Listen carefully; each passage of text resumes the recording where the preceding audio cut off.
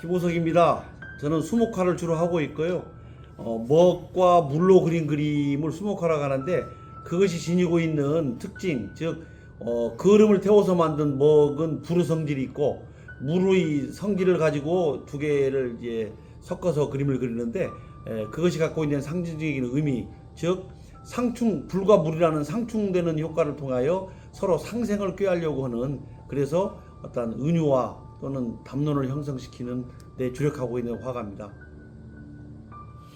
저는 광주를 생각할 때마다 제일 먼저 떠오르는 단어가 광주 민주화운동, 또 그 이전에 떠오르는 단어가 학생운동, 광주 일제시대 때 저항운동, 그 다음에 또 떠오르는 단어 중에 하나가 더 근원적으로 무등이라는 그런 언어적인 거예요.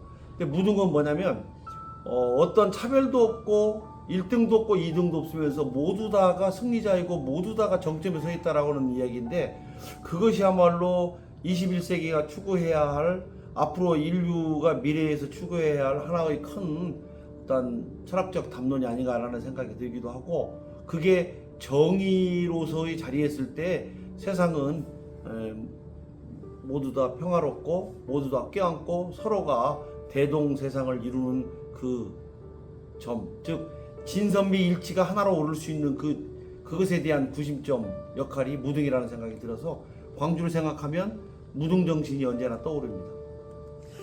제가 생각할 때 무등 정신은 1등, 2등이 없고 모두 다가 어떤 분배의 원칙 속에서 모두 다가 승리자이고 모두가 다 부족하고, 그러면서도 너와 내가 잘나는 어떤 1등이나 2등의 구조가 아니라 각기의 독특한 특성을 가지고 있는데 그 특성을 지니고 살고 있는 이 사회가 모두 인정하고 다름을 껴안고 하고 있는, 어떻게 보면 대동세상 서세상의 얘기를 하지만 무등정신이야말로 인류가 추구해야 할 평화와 모든 것을 하나로 통합시킬 수 있는 그 정신의 날줄 시줄의 그 근거 아닐까 생각이 듭니다.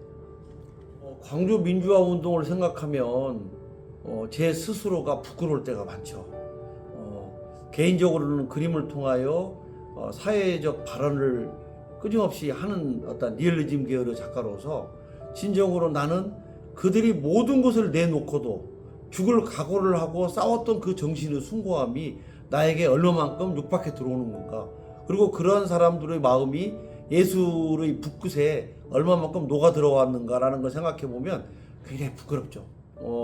이 개인에 대한 성찰, 개인에 대한 어떤 그 뛰어나는 어떤 자기 성취, 뭐 이런 것에 이제 어쩔 수 없이 서로 자기의 부가가치를 높여야 되기 때문에 그럴 수밖에 없는데, 그보다 중요한 것은 나 혼자가 똑똑하거나 나 혼자가 일어서서 세상을 바꾸려고는 이런 혁명정신도 필요하겠지만 부족한 사람들 모두 다가 서로 한 몸이 되어서 합치고 부족한 것을 서로 채워주고 남는 것은 또 이쪽으로 빌려주고, 그러면서 모두 다가 이게 어떤 평등조차도 넘어서고 있는 그 경지는 지금 사회에서 이 개인의 인간에 대한 성취를 떠나서 공동체가 지향해야 할 굉장히 중요한 철학적 담론 아닐까라는 생각이 들어요.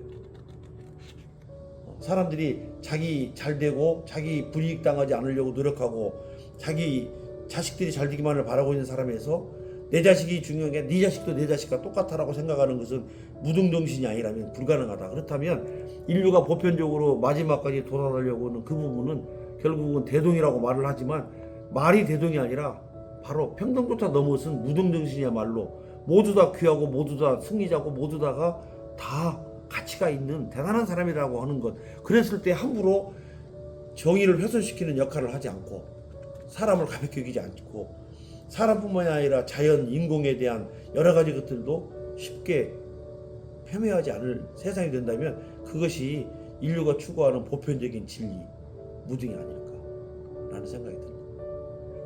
제가 볼 때는요, 광주 무등산은 어머니같이 넉넉한 산이라고 하지만 저것은 불을 품고 있는 산 같아요.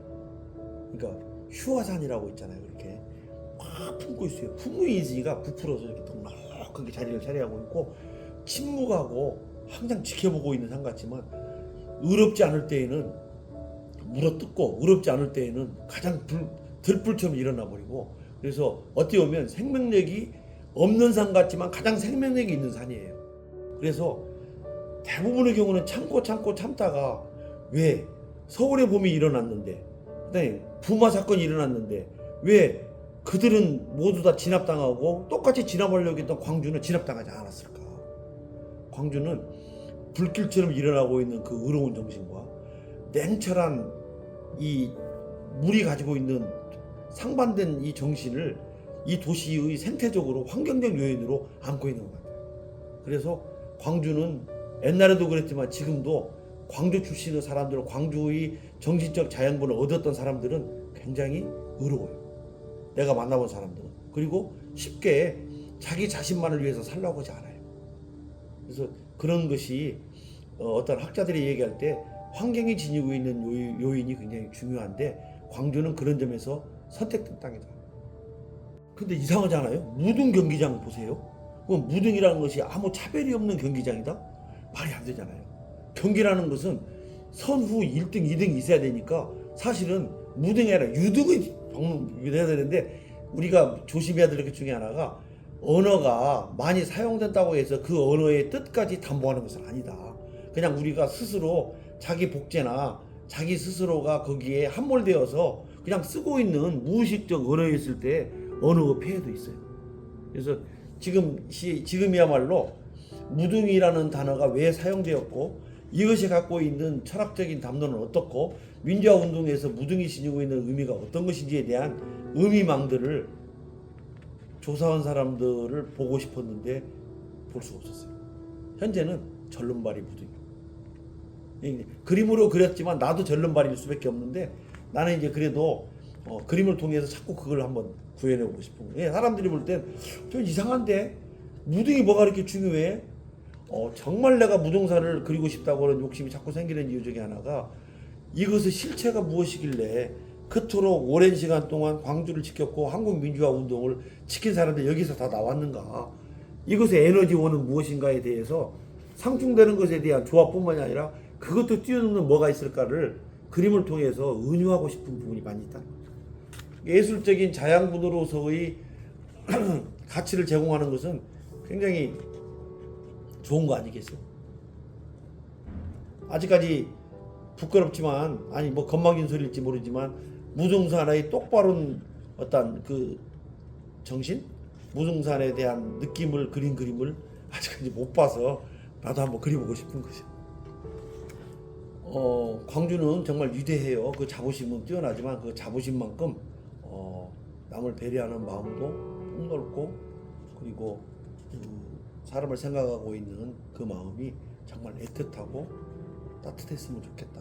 지금도 충분하지만 조금 더 한국 사회에 큰 인물이 되고 주류가 되려면 결국은 포용할 수 있는 그 자세, 그리고 끌어안고 더불어서 함께 평화로운 어떤 모습을 취했을 때 진정한 의미에서의 광주 정신이 이제 성립할 수 있지 않을까라는 생각이 들어서, 광주에게 짐을 주려는 것은 아니라 무등산의 정기, 무등 정신, 그 다음에 담양호의 그 냉철함, 대나무의 그 지조와 절기를 지키는 그 이 깨끗하고 소재단박한 인류의 보편적인 진리, 이 부분이 어쩜 그렇게도 이 주변에 이렇게 많은데도 불구하고 그것이 너무 많아서 고마운지는 모를지 모르지만, 나 같은 사람이 볼 때는 여기는 축복받은 땅이에요.